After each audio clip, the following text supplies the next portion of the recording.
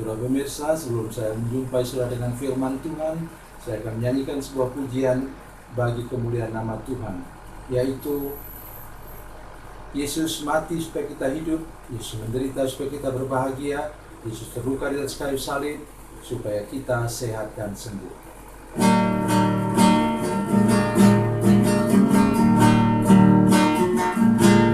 Yesus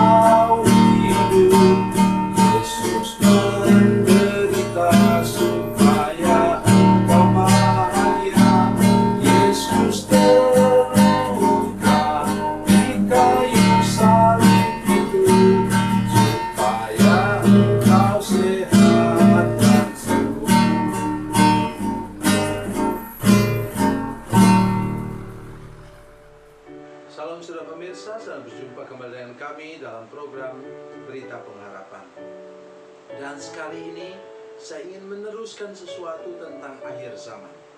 Dan saya mengajak saudara-saudara mengerti bahwa faktor kesetiaan dan kesungguhan hati kita untuk berpegang pada perintah Tuhan, firman Tuhan benar-benar teruji di masa akhir zaman ini. Dan sebelum mendengarkan firman Tuhan, mari kita berdoa.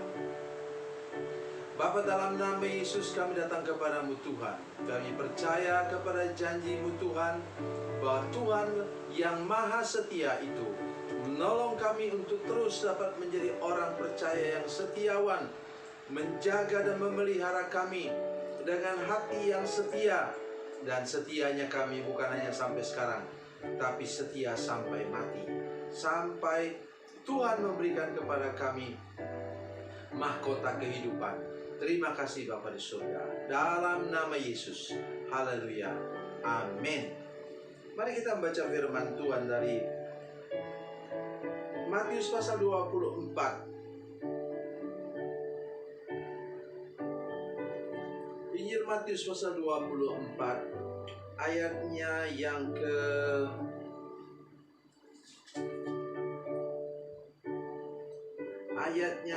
ke-45 sampai 51. 45 sampai 51. Demikian bunyi firman Tuhan. Saya ingin baca untuk kita ayatnya yang ke-46 saja. Berbahagialah hamba yang didapati tuannya melakukan tugasnya itu ketika tuannya itu datang. Katanya ada seorang yang diangkat menjadi semacam mandor lah, kata firman Tuhan. Jadi dari hamba-hamba itu dipilih untuk menjadi mandor. Dan katanya tugasnya apa? Saya agak khawatir juga baca ayat Alkitab ini. Siapakah hamba yang setia dan bijaksana, yang diangkat oleh tuannya atas orang-orangnya untuk memberi mereka makanan pada waktunya? Sepertinya ini sih hamba Tuhan, ya. supaya memberi jemaatnya makanan pada waktunya. Itu sebabnya saya sudah katakan tadi kepada saudara sekalian, kayaknya ini kena kepada saya juga. Ayat 46 katakan apa tadi? Berbahagialah hamba yang didapati tuannya melakukan tugasnya itu ketika tuannya itu datang. Siapa itu? Hamba yang setia dan bijaksana. Tentu Tuhan mengangkat seseorang sesudah melihat jangka waktu tertentu dia sudah bisa membuktikan diri. Satu, saudara sekalian, apa? Mari kita bisa membuktikan diri sebagai orang percaya atau sebagai calon pemimpin dalam kelompok orang percaya. Entahkah saudara sebagai hamba Tuhan atau pendeta atau majelis atau siapapun namanya, saudara harus bisa membuktikan diri dua kriteria tadi. Satu, setia. Setia tidak bisa dilihat hanya setahun. Misalnya rumah tangga. Kalau sudah katakan, baru menikah setahun, puji Tuhan, kami suami istri sudah setia satu dan lain, sudah diketawain orang. Bukan tidak boleh sih, bukan tidak boleh. Tetapi lebih baik sudah bersaksi, mungkin sudah di atas 10 tahun. Atau seperti kami misalnya, ya, saya sangat bersyukur karena kami bulan September yang lalu kami sudah merayakan hari ulang tahun pernikahan kami yang ke-37. Haleluya. Luar biasa. Dan sampai hari ini saya dengan Ibu Gembala walaupun sudah tua tetap sehat dan kuat oleh anugerah Tuhan. Nah, itu saya masih bisa buat program untuk saudara-saudara ini seperti ini. Oke. Jadi kunci untuk hidup kita nanti disebut berbahagia oleh Tuhan atau kita mengalami kebahagiaan oleh Tuhan ketika kita melakukan tugas kita, melakukan pekerjaan Tuhan dalam hidup kita dengan setia dan bijaksana. Jangan pernah kita menjadi orang yang berkhianat atau menyangkal. Tidak boleh. Mengapa? Biasanya dalam keadaan kepepet, sudah masih ingat siapa? Masih ingat dengan Petrus.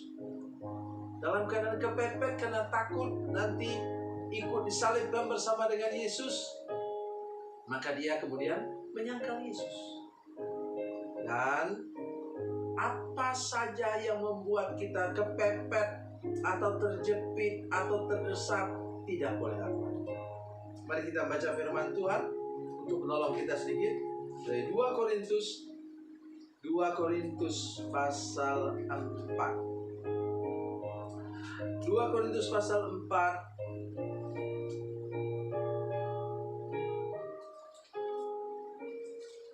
2 Korintus pasal 4 ayat yang ke-8 dan 9. Dalam segala hal kami ditindas, kata Rasul Paulus, namun tidak terjepit. Kami habis akal namun tidak putus asa. Luar biasa. Ayat 9. Kami dianiaya namun tidak ditinggal sendirian. Kami dihempaskan, dibanting, namun tidak binasa. Itu sikap kita. Jangan pernah takut kepada hal-hal yang dapat menyusahkan hidup kita. Kerjakan tugas dengan baik. Kalau sudah pemimpin, jadilah pemimpin yang setia dan bijaksana. Apa artinya bijaksana? Sudah punya hikmat untuk membuat keputusan. Keputusan yang tidak merugikan siapapun juga. Kok bisa? Bisa. Kalau sudah punya hikmat daripada Tuhan.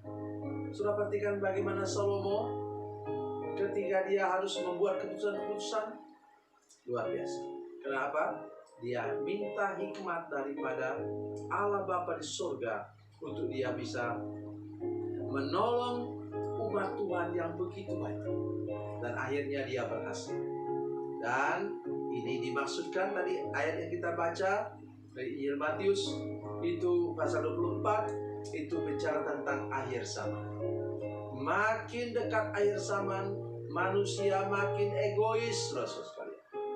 Makin dekat akhir zaman, orang-orang makin mementingkan diri sendiri. Sudah tahu bagaimana ada orang meninggal di kamar sebelah, di sebuah apartemen atau rumah susun. Tetangganya baru tahu dia sudah bau busuk. Itu menunjukkan betapa egoisnya manusia pada akhir zaman. Berlawanan dengan itu, bertentangan dengan itu, apa kata firman Tuhan tadi? Berbahagialah hamba yang apa? Hamba yang memberi atau melakukan tugasnya itu ketika tuannya itu datang. Mari kita berdoa bersama-sama saudara sekalian, minta anugerah Tuhan supaya kita ketika Yesus datang kembali, kita kedapatan sebagai orang yang setia dan penuh hikmat dalam kehidupan kita sehari-hari. Tuhan Yesus memberkati, Tuhan Yesus baik. Mari kita berdoa. Bapa, dalam nama Yesus, terima kasih banyak untuk kasih anugerah Tuhan bagi kami. Tolong Tuhan jamah hati dan pikiran kami, supaya kami menjadi orang yang setia.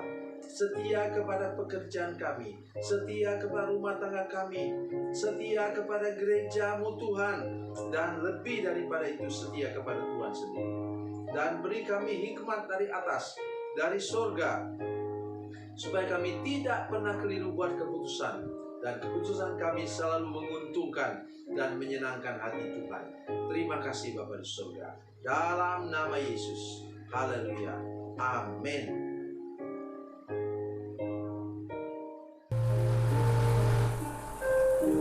Bila Anda memerlukan dukungan doa kami, atau bila Anda punya masalah yang ingin didoakan, silakan menghubungi nomor telepon kami 0812 7661 1125. Dan bagi Anda yang berada di luar negeri, silakan menghubungi +62 812 7661 1125. Tuhan Yesus memberkati, Tuhan Yesus baik.